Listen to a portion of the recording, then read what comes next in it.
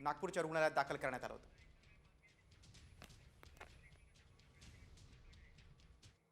आणि आता विरार प्रकरणावर बावनकुळेंची प्रतिक्रिया आहे। पराभवाच्या भीतीने भाजप आणि विनोद तावडेंना बदनाम करण्याचा प्रयत्न आहे असं भाजपचे प्रदेशाध्यक्ष चंद्रशेखर बावनकुळेंनी म्हटलेलं आहे। बावनकुळेंची प्रतिक्रिया आहे, विनोद तावडेंना बदनाम करण्याचा प्रयत्न आहे, पराभवाच्या भीतीने तावडेंवर आरोप आहे असं बावनकुळे म्हणाले।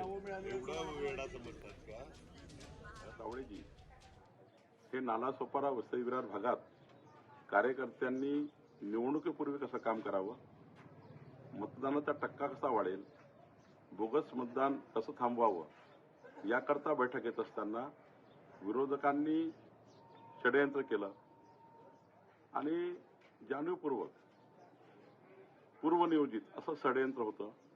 विनोद तावडेवर आरोप करण्यात आले की विनोद तावडे हे कोट्यावधी रुपये घेऊन आले आहेत आणि कोट्यावधी रुपये वसई विरार भागात वाटणार आहेत, नालासोपाऱ्यामध्ये वाटणार आहेत आणि विरोधकांनी एक फिल्म तयार केली, विरोधकांनी मीडिया मॅनेजमेंट केलं आणि विनोद तावडेजींना षडयंत्रपूर्वक गोवण्यात आलं। खरं तर विनोद तावडे राष्ट्रीय महासचिव आहे।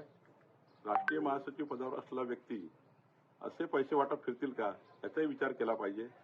खरं तर विरोधकाच्या पायाखालची जमीन घसरलेली आहे। विरोधक आता निवडणूक हरताच आहे आणि म्हणून भारतीय जनता पार्टींना आणि विनोद तावडेजींना बदनाम करण्याचा प्रयत्न आहे।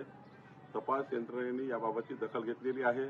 तपास यंत्रणा या षडयंत्राला तपासेलच, पण भारतीय जनता पार्टी म्हणून आम्ही या षडयंत्राचा पर्दाफाश करू। विनोद तावडेजी हे खरं तर निष्कलंक आहे।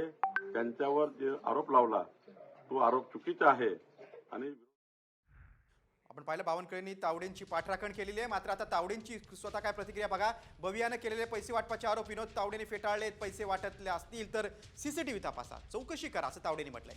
विवांत हॉटेलमध्ये कार्यकर्त्यांची बैठक होती असं तावडेंनी सांगितलेलं आहे।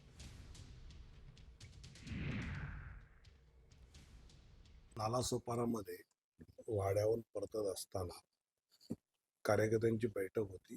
त्यामध्ये मतदानाच्या दिवशीच्या आचारसंहितेचे नियम काय आहेत ते सांगण्यासाठी मी इथे आलो होतो आणि आमच्या समोरच्या मित्रपक्षांचा